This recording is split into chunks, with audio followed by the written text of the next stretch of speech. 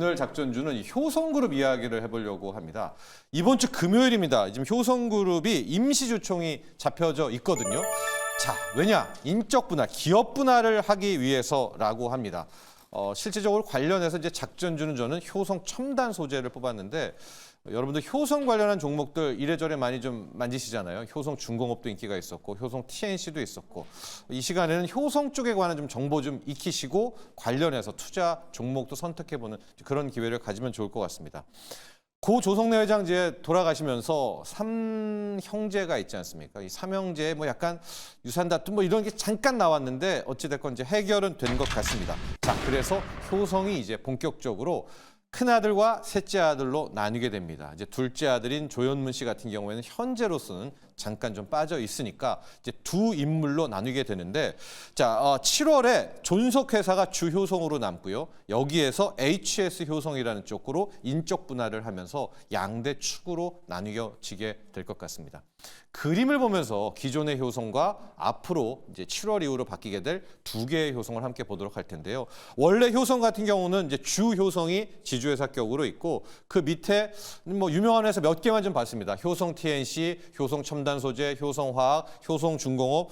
특히 이제 효성중공업 같은 경우가 최근에 히트작 아니었었습니까? 뭐 이렇게 보고 나눠지게 되는데 자, 이게 이번 주 금요일 날 임시주총을 하고 통과가 되게 되면 어떻게 나눠지게 되느냐? 큰아들인 조현준 회장이 이끄는 기존의 존속법인 주효정과 셋째죠. 조현상 부회장이 이끄는 HS 효성이 되는데 웬만큼 좋은 회사들은 큰아들이 가져갑니다. 조현준 회장이 효성 TNC, 효성화학, 효성중공업을 갖게 되고 이제 HS 효성 세 번째 삼남입니다. 조현상 부회장이 갖게 되는데 저는 이제 이 중에서 분할 이슈 중에 누가 돋보일까? 효성 첨단 소재 쪽을 오늘의 작전주로 뽑아봤습니다. 일단 기업 설명을 먼저 해드리면 효성 첨단 소재는 타이어 코드라는 것을 만드는 회사인데요.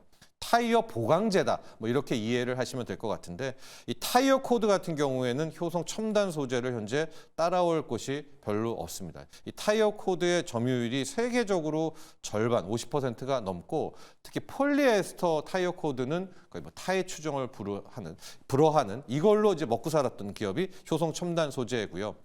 또 하나 이제 차기의 신성장 동력은 탄소 섬유로 잡았습니다. 탄소 섬유 뭐 여러분도 잘 아시겠지만 탄소로 만든 실입니다.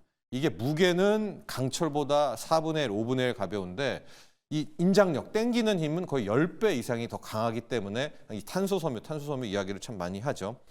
수소, 전기차도 앞으로 탄소 섬유가 굉장히 많이 필요하고 풍력, 태양광 돌리, 신재생에도 필요하고 항공, 우주에도 탄소 섬유인데 지금 효성이 거의 우리나라에서는 도전을 하고 있습니다. 하지만 아직까지 탄소 섬유는 일본이 1, 2, 3, 탑3를 다 잡고 있고 우리는 한 5위권 밖에 뭐 이 정도이기는 한데 자, 지금 조현상 부회장이 HS 효성을 이끌고 나면서 처음으로 나온 것이 바로 이 효성 첨단 소재에 올인한다. 탄소 섬유에 올인한다. 그래서 2028년 내에 뭐 1조 원 이상을 투입한 다음에 탑3에 듣겠다라고 이제 이야기를 한 부분입니다. 그래서 저는 약간 효성 첨단 소재를 좀 보고 있는 데다가 최근에 폴리실리콘, 태양광도 그렇고요.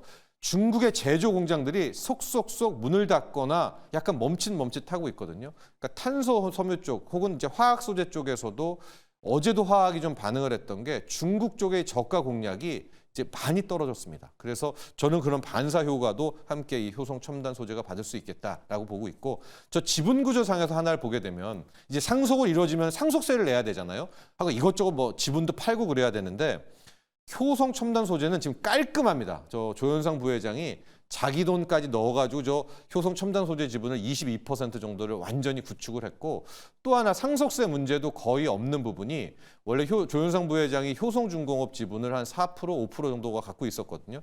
그런데 이제 저렇게 인적 분할을 하게 되면 상호 지분 보유를 할 수가 없잖아요. 그래서 최근에 거의 6개월에서 1년 내에 3% 밑으로 그러니까 3% 가까운 효성중공업 지분을 팔았는데 여러분 효성중공업 주가 보시면은 거의 어마어마한 폭등을 하지 않았습니까? 그래서 이 저 조현상 부회장이 이번에 지분 매각을 통해서 오히려 주가 하락도 없이 팔아서 약 1,400억 정도의 현금을 확보했다는 것으로 지금 알려지고 있습니다. 저렇게 됐기 때문에 저런 상속 구조 중에서 조현상 부회장이 오히려 저 효성 첨단 소재에 올인할 수가 있겠고 특히 상속세 문제도 앞서 말한 것처럼 효성중공업 팔아서 뭐 현금 마련하지 않았었습니까? 거의 1,400억 정도. 뭐 요 정도라면 크게 뭐 문제 없이 경영에도 매진할 수 있겠다. 이런 측면을 놓고 봐서 오늘의 작전주는 이 효성 첨단 소재를 꼽아봤습니다. 이번 주 금요일입니다. 이 효성그룹 분할하는 거 보시고 관련한 연관주들 그중에서 효성 첨단 소재도 한번 지켜보시기 바랍니다.